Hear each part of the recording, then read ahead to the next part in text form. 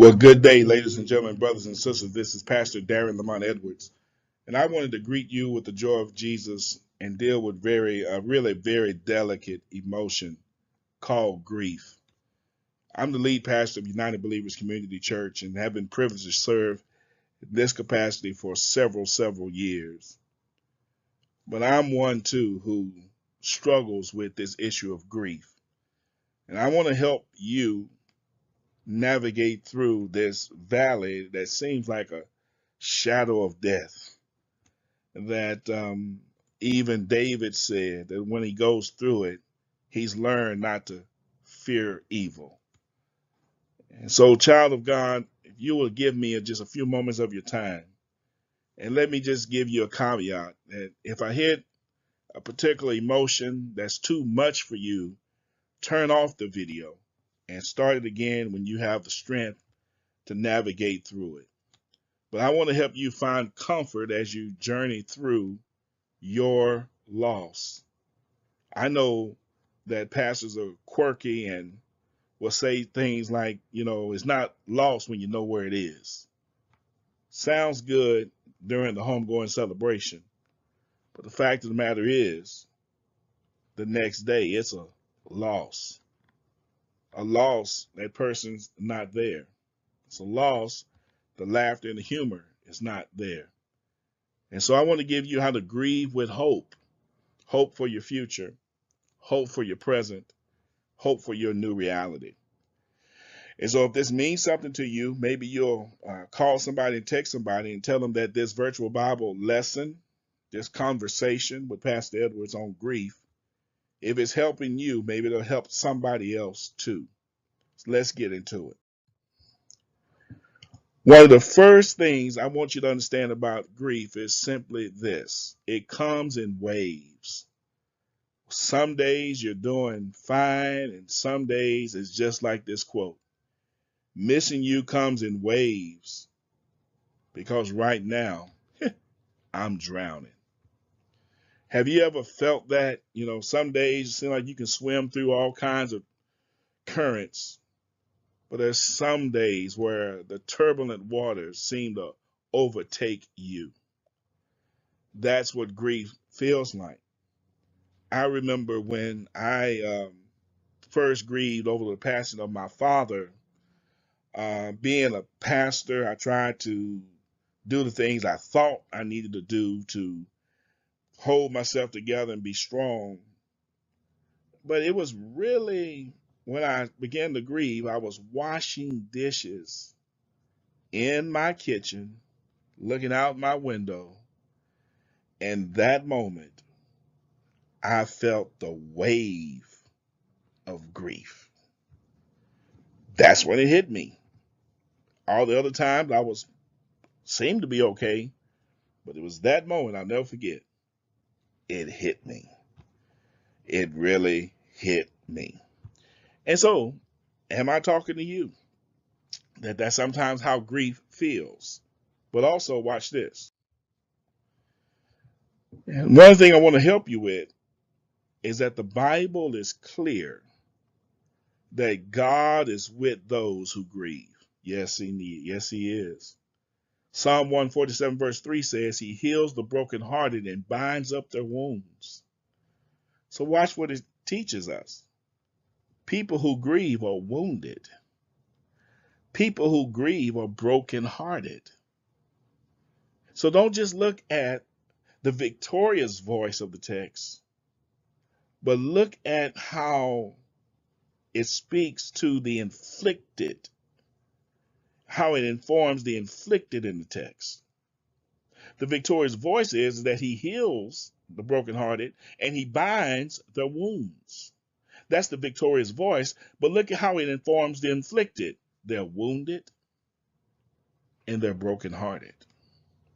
In Psalm 91 verse 4, it says, he will cover you with his feathers, and under his wings you will find refuge. His faithfulness will be your shield and your rampart.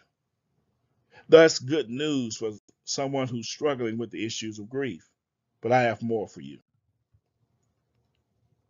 One of the things about grief I want you to know is to stay true to you. Stay true to you. God doesn't expect us to put a plastic smile on a broken heart. And listen, you ought to give me some thumbs up and hearts on that one. Stay true to you. Don't put a plastic smile on a broken heart if that's not just where you are. It's okay not to be okay.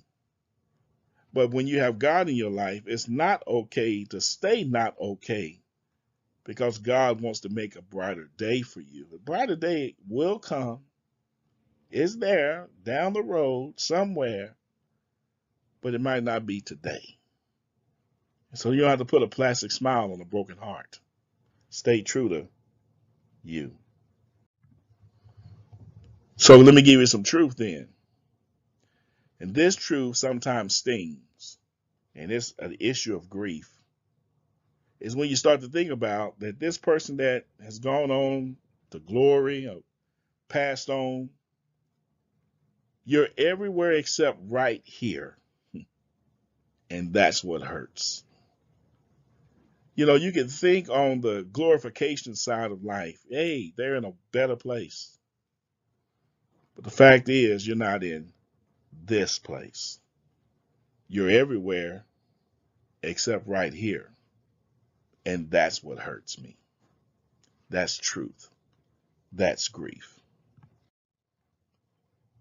So time doesn't heal all wounds, but time spent with Jesus does. I'm not trying to put a band-aid on a serious illness, but I believe I have some witnesses who will say staying involved in active Christian worship has helped me. Staying engaged with the saints, even if it's for an hour, 30 minutes. I worship and I'm out. I'm not ready for fellowship. I'm not ready to kick it. But just to come get the singing and the word of God has helped me. So time doesn't do it. I'm going to tell you, I'm on the latter side of several years of my father's death, my brother's death, and several others who meant so much to me. And I know many of you can go even more years than that. And you can testify time doesn't heal all the wounds. But time spent with Jesus helps to put salve on it. Are you with me? Let me show you something else. So let's deal with your house. And I'm not talking about your physical house, but your spiritual house. How do you deal with grief? Don't laugh at my artwork. See, I try to help you with your grief. I try to bring some relief to your grief by showing you my artwork. Look at the foundation. Values that govern your life. What are the values? What are your core values that govern your life? Time with God, relationship with family, whatever those things you value. That's your foundation. That's what's going to hold you up. Okay? So at the foundation, I want you to put your values. Your values got to be strong enough to hold up what we're getting ready to talk about. Okay? So if you don't have great values, your house will collapse because that's your foundation. On top of your foundation is describe your grief journey. Describe your grief journey. How has your grief journey been so far? Put it down 2 or 3 sentences. How's it been? Now, if you notice the door says people you let in, which means everybody's not allowed into your grief journey. You got to understand who will support you and who will protect you. Those who are the people you let into your grief journey.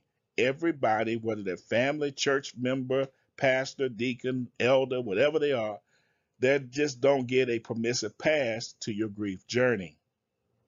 Unless you know for a fact these are those who have supported you and protected you, they're not allowed to come into your grief journey. So describe your grief journey, 2 or 3 sentences. On top of that, Deal with things that have helped you cope with your grief. What are the 3 to 5 things that help you to cope with your grief? Church attendance, crying, traveling, dressing up, going out, positive things. You may need to put some of the negative things too, because you need to work those out of your life. But they've helped you cope. And I'm going to leave that alone. But they've helped you cope with the negative things. You need to weed those out. But you may want to list those there too, so you can see what you've been doing to yourself while you've been grieving. On top of that, positive things that have come from your grief journey. What's some positive that's happened? You see a renewed you, a new normal is emerging in your life. And then at the top, what are your hopes for your future? That you've got to move past, move ahead. Notice I didn't say move on, because you never really move on. But you can move past, you can move ahead, but you really never move on. And so I wanted to give you this house example to help you frame how to evaluate your grief. I hope it helped you. It helped me. So the task of grief, task of grief, most people identify grief with a tier. So let's break it down by tier, T-E-A-R-T, to accept the reality of the loss. It comes. I tell you, when it first happens, it don't feel like it happened. And then it hits, then you have to accept the reality that this happened. E, embrace or experience the pain of the loss. My goodness, and that's so tough to do. Your body goes through that shock absorbent stage where I gotta embrace the pain of this. And then A, I gotta adjust to the new environment without what I've lost. And may I submit that loss is just not a person. It could be a person, place, or thing. Some people grieve because they have to change to a new place. Some people grieve because they've lost a certain thing. Some people grieve because they've lost a person.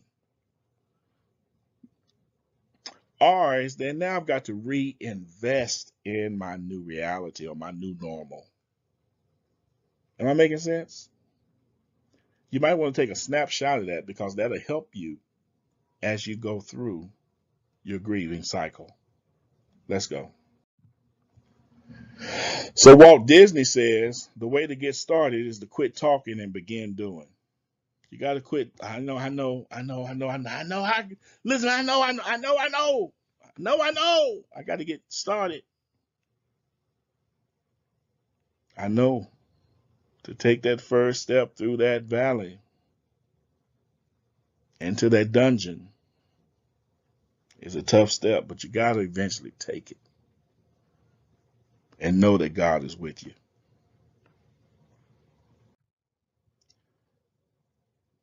So God grant me, you know this, the serenity. Lord, give me the serenity, the sanity to accept the things I cannot change, the courage to change the things I can, and the wisdom to understand the difference. That's what grief share is that we share grief together and we journey through it together. And it's been my hope as the lead pastor of United Believers Community Church, your brother, your friend, your community pastor, your internet pastor, however you view me, colleague, that I've shared something with you as you grieve. So in the final analysis, you can have good grief. We grieve with hope. That's what 1 Thessalonians 4:12 says. We grieve with hope. See, grief is the last act of love we can give to those we loved. And where there is deep grief, there was great love. I tell people the deeper you love, the deeper you grieve. It's a real thing. So, friend, family member, church member, brother, sister, I'm praying for you. I know what it feels like, but I don't know how you feel. And I'm not trying to understand how you feel. I want to help you navigate through how you feel so you can feel better than how you feel. It's okay not to be okay, but let me tell you something else. As pastor, I don't think this is it. There comes a time where you may need not just theology, but you need therapy. And I'm a strong enough pastor to know that I can't give you everything you need. You may need to go sit down and talk to a professional counselor, someone you can really divest. Can you do it with a pastor? Yes, you can, but every pastor is not equipped to deal with the deep trenches that deal with us. Nor should a pastor, because he's your spiritual guide. So sometimes you need to divest with someone whom you don't know that can point you to what you do know. It makes sense? So I want to give you that help. I want to give you that instruction. Again, the Bible declares that we can have good grief. He said we can grieve with hope. So I want to give you that. I pray that you'll share this video with a friend, a family member, a loved one. And hopefully I said something that has strengthened you, encouraged you. Maybe watch it again and again until you get to the point where you can say, me too, Pastor Edwards. I now have good grief. Until next time, peace.